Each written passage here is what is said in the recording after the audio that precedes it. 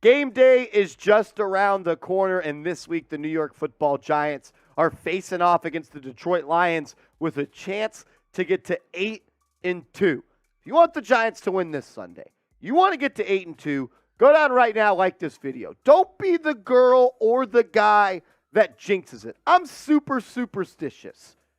Don't break the trend. You want the Giants to beat the Lions, go down right now and like this video.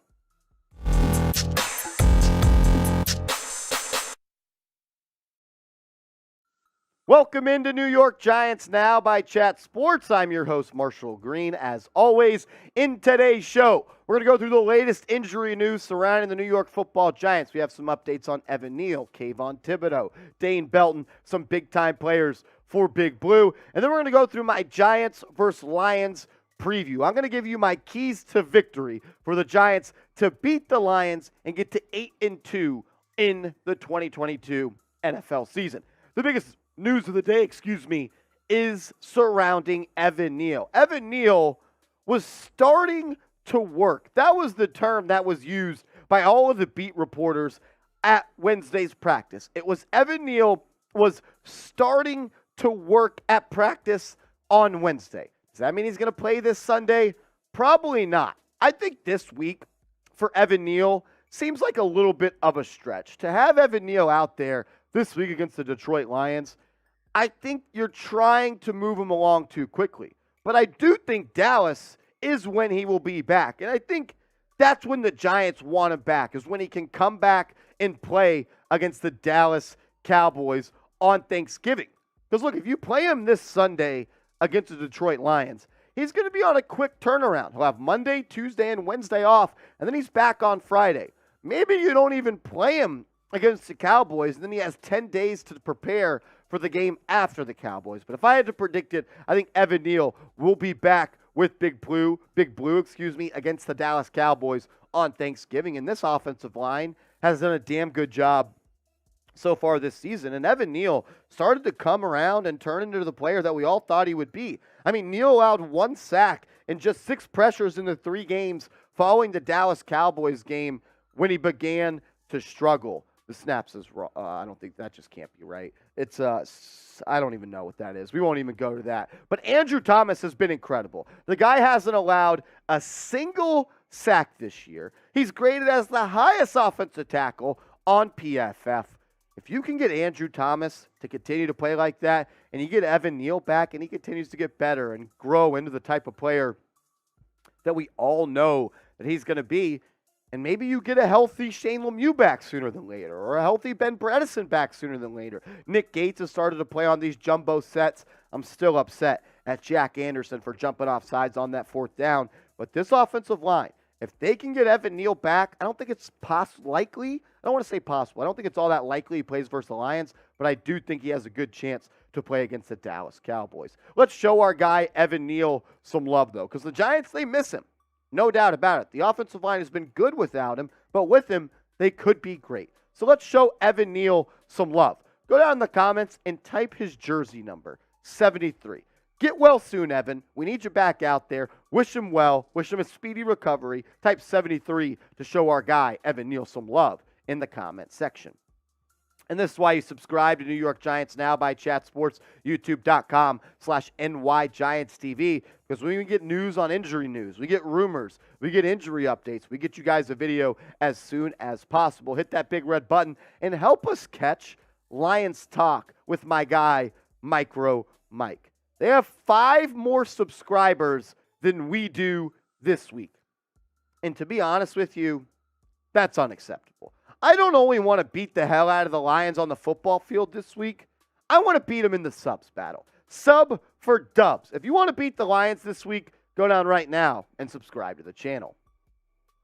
We'll quickly go through the Giants injury report from Wednesday's practice. Dane Belton was a limited participant dealing with that clavicle, and it's kind of concerning to me because he broke his collarbone earlier in the season, and now he's being a limited participant for that. That's kind of concerning for me. I hope this isn't a long-term thing for him. Kenny Golladay, welcome back to the injury report. I'm surprised both of his hands aren't broken the way that he can't catch the football. He is dealing with the hamstring injury. I do hope he gets healthy. Evan Neal dealing with that knee. We told you that he was a limited participant at practice today. Same with Wan'Dale Robinson, who's dealing with a little hamstring, and Jihad Ward dealing with a thumb injury. All these guys were limited. I would expect them all to play this week besides Evan Neal. That would be my guess. Players that did not participate at practice on Wednesday today: Dane Bellinger, still battling back from that eye injury. I think it's still going to be a couple weeks away. Said he's still having double vision. So, look, the guy has a steel plate in his face. I think he'll be back this year. I don't know exactly when, but the Giants, they could use him back. Cager's played okay, but he's not nearly the blocker that Bellinger is. Dexter Lawrence didn't practice today. I said it was somewhat because of a back, but it sounds like it was more of a rest type of thing. He's played a lot of snaps this year, giving Sexy Dexy some rest. And Kayvon Thibodeaux is dealing with an illness, and I think this is something that we need to talk about a little bit. Is if he's not able to go, you're going to have some other guys step up. I know he hasn't had a lot of sacks this year, just 1 sack on the season, but he puts pressure on the outside of those offensive lines, and it allows Dexter Lawrence and Leonard Williams to play really, really good. Didn't practice on Wednesday. Let's hope he doesn't spread this illness to other players. Let's hope Kayvon Thibodeaux gets better. Show him some love. Type 5 in the comment section right now. Today's Giants vs. Lions preview is sponsored by Established Titles. Established Titles is a fun and novel way to preserve the natural woodlands of Scotland while helping with global reforestation efforts. Get hooked up with them today. Look, it is a project based on a historic Scottish custom where landowners are referred to as lairds or lords and ladies in English. Title packs give you at least 1 square foot of dedicated land with unique plot number on a private estate in Edelston, Scotland, and an official certificate with a crest. We plant a tree with every order and work with global charities, 1 tree planted and trees for the future to support global reforestation efforts. You can officially include the title Lord or Lady on your credit card, plane tickets, dating profiles, etc. It makes a great last-minute gift. The first 200 people purchasing a title pack using my link will effectively be next to my plot within a few minutes of walking distance. Depending on how many of you want to become a ward or a lady, we could build our own little Giants Now Real One Kingdom. It makes an amazing last-minute gift. And Established Titles is actually running a massive early Black Friday sale right now with discounts up to 80% off. Plus, if you use the code CHAT, you get an additional 10% off. Go to establishedtitles.com/chat to get your gifts now and help support the channel. Grab a plot of Scottish land next to me, Lord Marshy, and my guy, Lord Seeps, making the thing go behind the scenes. Shout out to him. Go to establishedtitles.com/chat. Take advantage of the deal. It's not going to last forever. That link's in the comments, description, and the live chat right now. Let's go through my keys to victory to beat the Detroit Lions. I only have 4 this week. I only got 4 keys to beat the Detroit Lions. And the first one is continue to feed Saquon Barkley. We'll show you some stats on this Lions defense in a second, but I think we need to ramp up our love for Saquon Barkley. The dude is having one of the best seasons in the NFL, number 1 in rushing yards, and he's really the heartbeat of this team. The guy's got 200 carries, 931 yards. He's almost already at 1,000 yards, and we're halfway through the season. Could this guy go for 2,000? I don't think that's out of the realm of possibility. He's averaging almost 5 yards per pop, and the guy has 6 TDs, and he's been a factor in the receiving game. The Lions' rush defense is the 2nd worst in the National Football League, only behind the Houston Texans, who the Giants just dominated on the ground this past Sunday. I do want to say this, though. I don't want to see another game of 35 carries for Saquon Barkley. I know the fantasy owners out there are probably a little bit upset with that, but I just think 35 is a little bit much. And you have 2 quality backups in Breida and Brightwell. I think they should get some carries as well, and they're different runners than Saquon. Breida is a speedster. If he gets that hole and there's a crease, he's going to go. Gary Brightwell can be a short yardage back. We've seen him have some tough runs in the season, and especially in the preseason. I'd like to see Saquon stay around 25 carries per game. If you want to run the ball 35 times, give 6 to Breida, give 4 to Brightwell.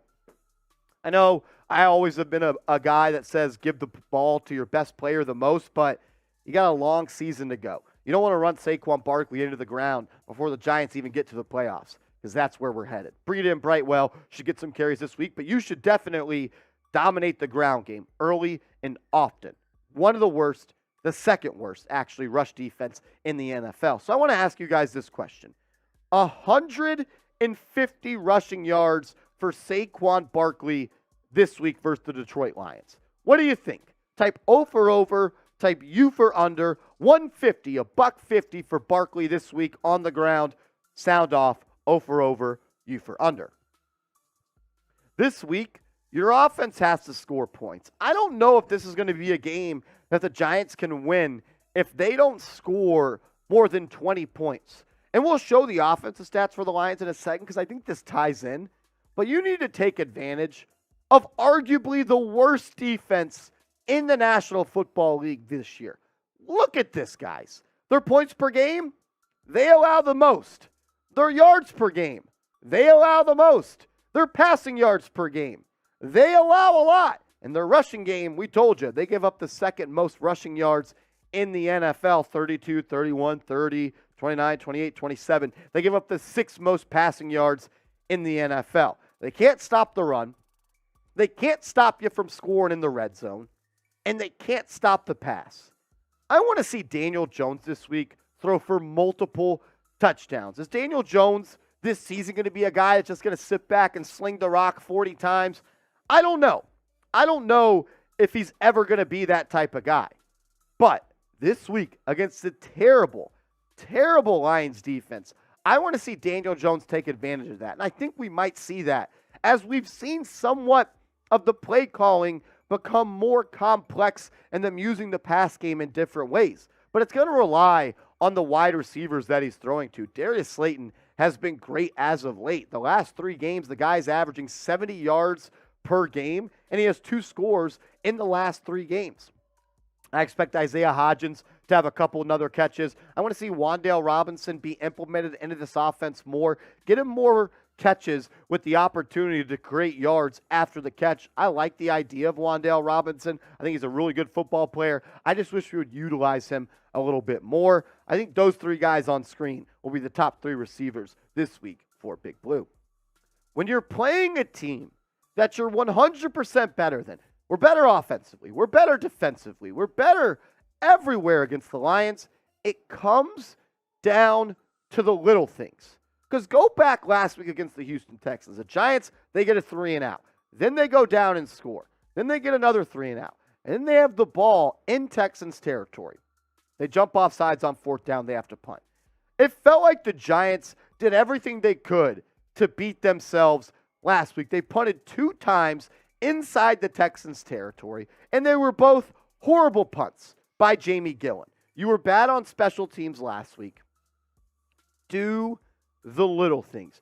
Win the turnover battle. Win time of possession. Be better on 3rd and 4th down. Don't allow big plays on special teams. When you're playing a team you're better than, you just got to do the little things to beat them. The little things, they mount up to big things. Do those things, and the Giants are going to come out winners going into Week 12, 8-2. It's a legit possibility. Could you imagine the Giants being 8-2, going to Dallas, playing the Cowboys on Thanksgiving? Giants are 1 game out of not only the NFC East, but 1 game out of first place in the NFC. If those are things that you want this football team to do, you got to do the little things to take care of business this week against the Detroit Lions. I'll ask you this question. Predict the score. Predict the score in the comment section right now. I haven't thought about this yet, so if I had to give my score prediction, I'll go Giants 27, Lions 23. Giants 27, Lions 23. That's my score prediction. I want to hear from you. Predict the score down in the comments right now. I think another key to victory this week is getting pressure on Jared Goff. I feel like in his career, when you make this guy use his feet and try to make plays outside of scheduled dropbacks and scheduled bootlegs and scheduled rollouts. Shout out to Nick Roloff. I think Goff's the guy that will turn the football over. I mean, he's already thrown for 7 interceptions so far this year. He's having a solid season, 15 tutties, completing 64% of his passes, throwing for 2,000 yards already. But if you make this guy operate under pressure, where linemen are after him, where Kayvon Thibodeaux's after him, and Dexter Lawrence and Leonard Williams If those guys are constantly coming off after him, you got Jason Pinnock on blitzes, Jalen Smith, Tay Crowder, all the guy Dane Belton, Julian Love, all these guys, Wink Martindale. It's going to be your job to slow down this offense because honestly, the Lions offense is not the reason that they're not a good football team. They have one of the best offenses in the NFL when you look at the stats. They're top 10 in points per game. They're top 10 in yards per game. They're top 10 in passing yards. And they're 11th in rushing yards. This is going to be a good offense that you're going to face. So you don't want to fall behind early. You want to make them have long, sustained drives on offense. Don't allow the big play. Make Jared Goff beat you with his arm time and time again. Make him march the field. No big plays. You do that. You get pressure on him, and you eliminate the big plays. The Giants are going to walk out of this game winners. But I want to know, who do you got? Who do you got winning the football game this Sunday? Giants, Lions. Who do you got? Sound off in the comment section right now. Type NYG for the Giants. Type DET for the Detroit Lions. Who you got? Who's winning? I'm rolling with the Giants. I'm typing my NYG. Before we get out of here, I do want to show some love to my guy, Crim's dad, and James C. for being the Super Chat MVPs of our Week 10 live stream. You guys show love to me. I want to show some love to you guys. We'll continue to do this. Week 10 MVP, my guy James C. and Crim's dad. Much love to you guys. Appreciate you. Thanks for being real ones. And look, if you made it this far in the video, be a real one like James C. and Crim's dad. Be a real one. What's a real one? Someone that finishes videos. They finish till the end. They watch till the end. They never miss a video. They're always in the live streams. They like, they subscribe, they comment, and they share the stream. If that's what you are, go down right now and comment real one down below.